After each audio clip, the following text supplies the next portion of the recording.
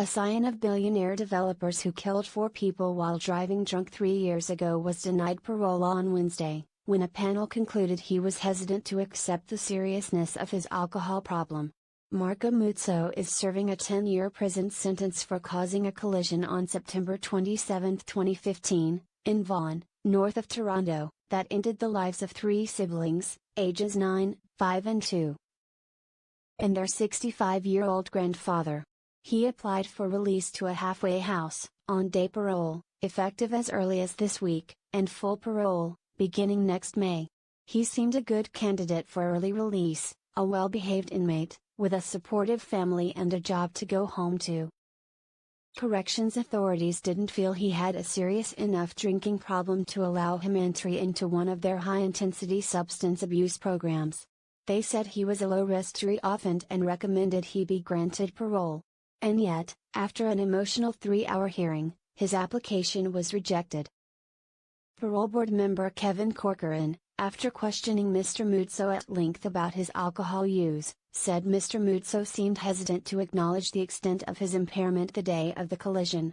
He also had not told prison authorities about an incident in which police arrested him outside a strip club in 2012, when he, while in the police car in a drunken state, tried to kick out its windows. In our view, from the outset of your sentence, you sabotaged the progress you might have otherwise had by understating the seriousness of your problem, Mr. Corcoran told Mr. Muzzo, in explaining why the 2-person panel who heard his request turned him down for early release. While Mr. Muzzo has the right to apply again after 1 year, the parole board is under no obligation to hear his case again before 5 years have passed, under changes to federal law brought in by the former conservative government aimed at reducing the impact of frequent hearings on victims. By then, he would have been released at the 2/3 point, which is near automatic in federal prisons. Mr. Muzzo has the right to appeal the decision to the parole board's appeal division. Jennifer Neville Lake, whose 3 children, Daniel, Harry, and Millie, and father, Gary Neville, died in the crash on September 27, 2015, told reporters after the hearing that her life has been destroyed and the denial of parole doesn't change that. There's no win. It's not a victory, she said. It doesn't change a single thing for me, other than knowing that if it happens again, they have our case as a precedent. The hearing at Beaver Creek Institution in Gravenhurst, Ontario, began with emotional testimony from the father, mother and aunt of the 3 children who died in the crash. Edward Lake said he suffers night terrors, breathing difficulties and no longer works because his job put him among children and families.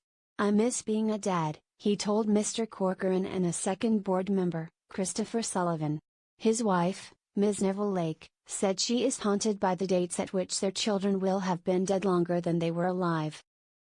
She said she has a life sentence of misery and despair, as I sit by their graves to sing them lullabies. Mr. Muzzo, who was 29 at the time of the crash, returned that morning on a private airplane charter from his bachelor party.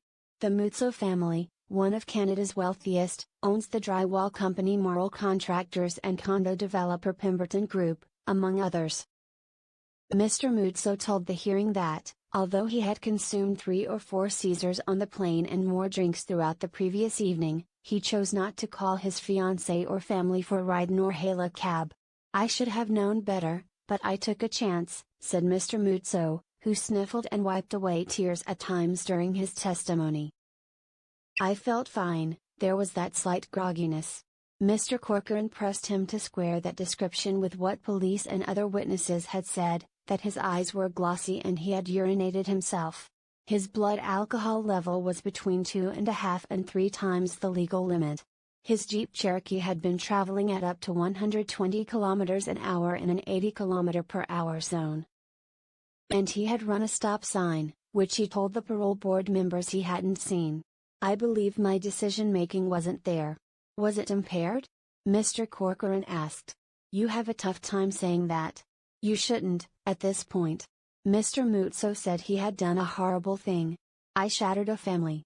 He said he has turned to prayer to deal with his feelings of shame.